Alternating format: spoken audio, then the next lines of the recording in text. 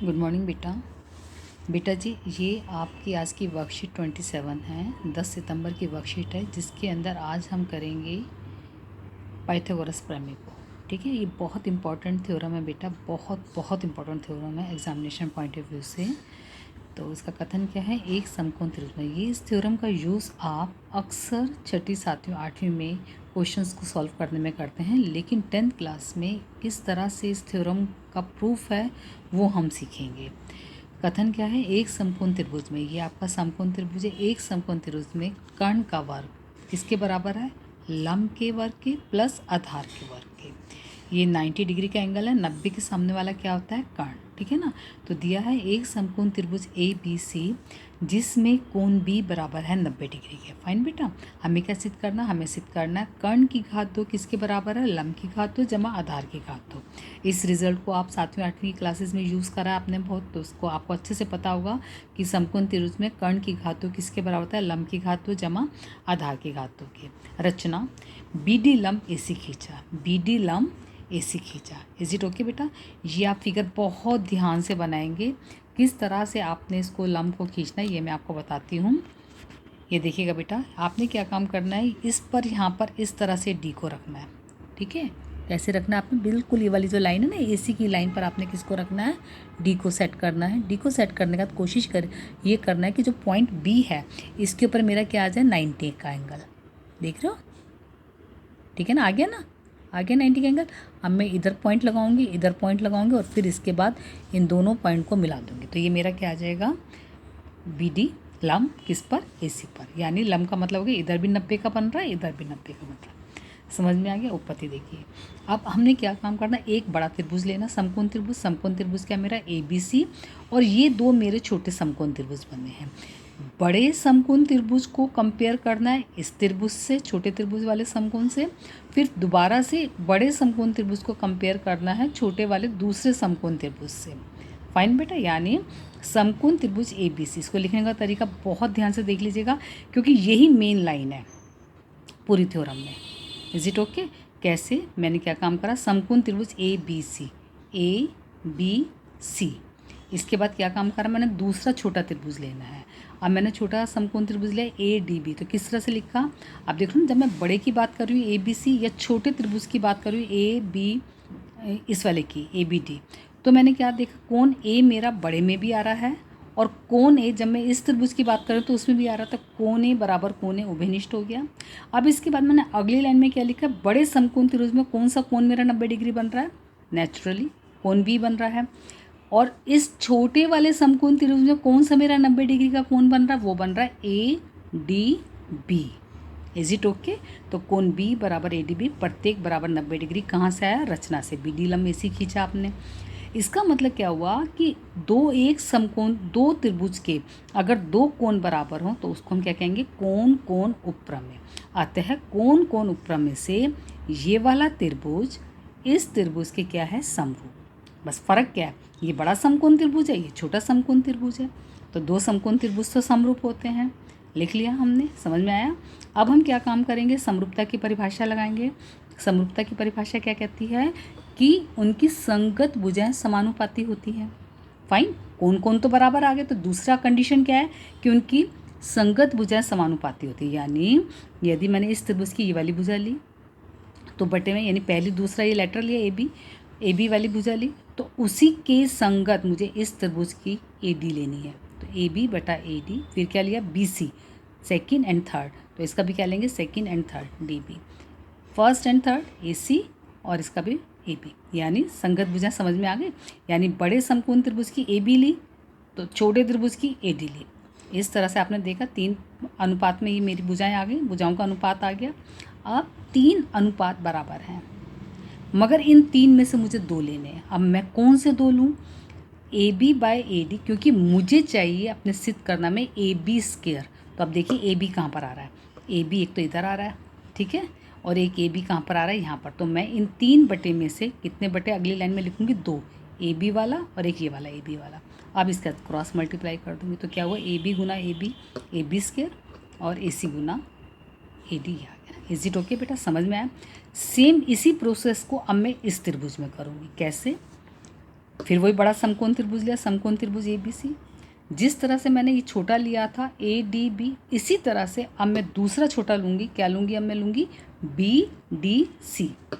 Is it okay? अब यहाँ पर बस थोड़ा सा मैं आपको याद करने के तरीके से बता रही हूँ। जैसे हमने यहाँ पर पहला लेटर मेरा सेम था AA, फिर बीच में 90 डिग्री, इधर भी 90 डिग्री, इसके बाद जो तीसरा लेटर था, तीसरा शीर्ष मतलब, ठीक है ना। इसी तरह से ABC में जो लास्ट का बड़ा मतलब इसका शीर्ष C, इसी तरह से BDC में ये वाला जो एंगल है ये मेरे बड़े समकोण त्रिभुज में भी आ रहा है एंगल, और ये मेरे छोटे में भी आ रहा है। तो मैंने क्या काम करा, इसको दिमाग में रखा कि मुझे ये कॉमन लेना है। तो मैंने क्या काम करा, C को इधर लिखा, इसके बाद 90 डिग्री बीच में, इधर से इसका 90 डिग्री बीच में। तो यानी ये क्या बना, त्रिभुज ABC व त्रिभुज BDC।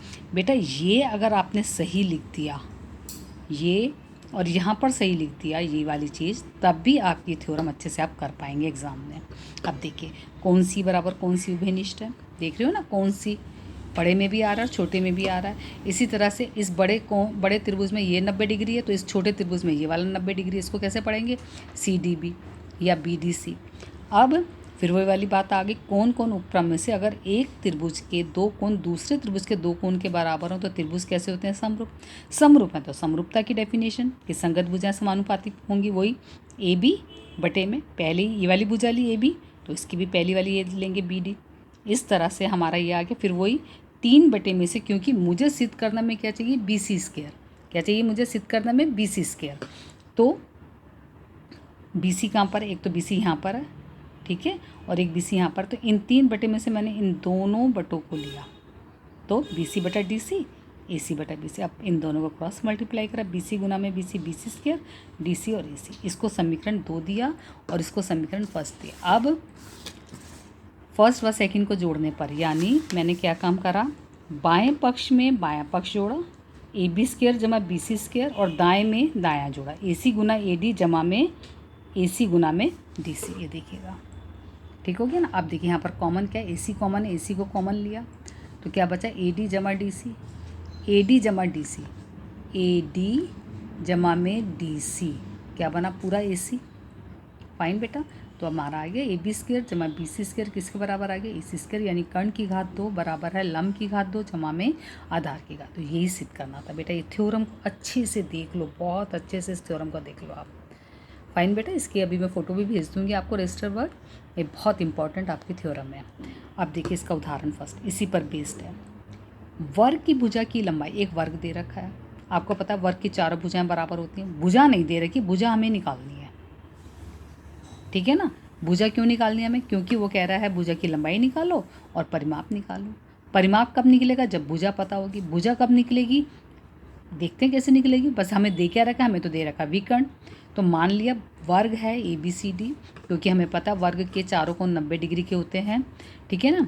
फिर इसका मतलब क्या है कि वर्ग की भुजा को हमने मान लिया A विकर्ण हमें दे रखा है। क्योंकि वर्ग का प्रत्येक कोण 90 डिग्री होता है, इसका मतलब ये भी समकोण त्रिभुज हो गया। अगर समकोण त्रिभुज हो गया तो 90 के सामने वाला क्या हो गया, कर्ण। तो हम पाइथागोरस प्रमेय लगाएंगे, कर्ण की घात 2 बराबर है लंब की घात 2 जमा में आधार की घात 2। तो हुआ क्या, BD माने 10 की घात 2 जमा में AB मेरा A है, ठीक है ना भुजा। तो A स्क्वायर जमा A स्क्वायर, लंब का स्क्वायर जमा आधार का स्क्वायर। अब मेरा क्या आ गया, A स्क्वायर मेरा कितना आ गया, 2A स्क्वायर, 10 की घात 2 का मतलब 100। अब हमें तो A का मान निकालना, तो सबसे पहले 2 को बटे में लाऊंगी, 2 को करा 2 50 आ गया, 2 एकम 2, 2 पंजे 10। A का मान कितना आ गया, 50 का वर्गमूल, क्योंकि जब घात हटाते हैं तो उधर जाकर वो वर्गमूल में कन्वर्ट हो जाता है। अब 50 को हम लिख सकते हैं, आई कैन राइट 25 गुना में 2। क्यों ऐसा लिख लूँ, ताकि मुझे इसको सॉल्व करना है और सरलतम रूप में लिखना है। तो 25 का वर्गमूल क्या आता है, 5, उस 5 को बाहर लेकर आई, 5 वर्गमूल 2 बराबर 1। अब भुजा आ गई। भुजा की लंबाई कितनी मानी थी हमने, A मानी थी ना हमने A। तो अब क्या हो, वर्ग की भुजा कितनी आ गई, A माने 5 वर्गमूल 2 सेंटीमीटर। परिमाप क्या होता है, परिमाप का फार्मूला क्या होता है, 4 गुना में भुजा, तो 4 गुना में 5 वर्गमूल 2, 4 पंजे 20। पहले बता समझ में आया या नहीं आया बेटा, अच्छे से देख लीजिए इस क्वेश्चन को। इसके बाद आपका उदाहरण 2 है। उदाहरण 2 क्या कहता है, सो सिंपल, बिल्कुल थ्योरम की तरह। अगर आपको थ्योरम समझ में आ गई है तो समझ लीजिएगा ये उदाहरण भी समझ में आ गया।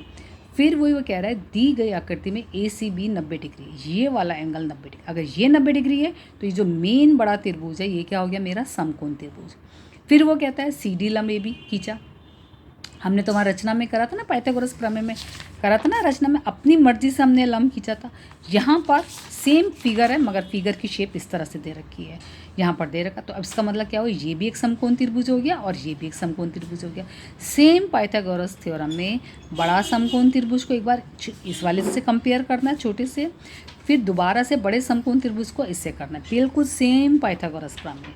तो अब देखिए ए सी डी छोटा समकोण त्रिभुज को कंपेयर करा किससे, बड़े त्रिभुज से, ए बी सी से। सेम वही, पहला लेटर ए कॉमन है। अगर मैं इसकी बात करती हूँ तो ये वाला एंगल कॉमन आ रहा है छोटे त्रिभुज में भी और बड़े त्रिभुज में भी, ठीक है ना। और इसके बाद मेरा क्या है, डी 90 डिग्री, और बड़े त्रिभुज में भी कौन है 90 डिग्री, सी।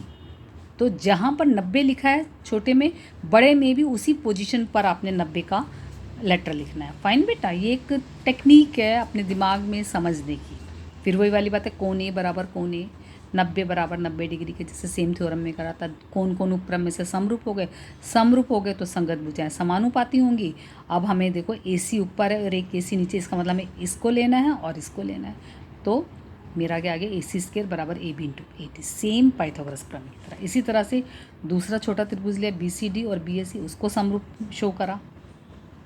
इस तरह से हमारा ये आ गया। अब क्या है, वहाँ पाइथागोरस प्रमेय में हमने ऐड करा था, यहाँ ऐड नहीं करना। क्यों नहीं करना ऐड, क्योंकि वो कह रहा है सिद्ध करो बी सी की घात 2 बराबर ए सी की घात 2। तो बी सी की घात 2 ये रहा, ए सी की घात 2 ये रहा, यानी समीकरण सेकंड को समीकरण फर्स्ट से भाग करेंगे तो बी सी की घात 2 बटे में ए सी की घात 2 आ जाएगा। फिर ए बी कट गया, बी डी बेटा ए डी आ गया। इसका मतलब हमें यही सिद्ध करना था। ठीक बात है ना बेटा। मुझे उम्मीद है बेटा आपको बहुत अच्छे से आज की एक्टिविटी समझ में आई होगी। स्वयं प्रयास कीजिए, क्वेश्चन बहुत आसान है, ये आप खुद करिएगा। फाइन बेटा, चलिए रजिस्टर वर्क मैं आपको भेज दूँगी मैं। ओके बेटा, अपना ध्यान रखिएगा।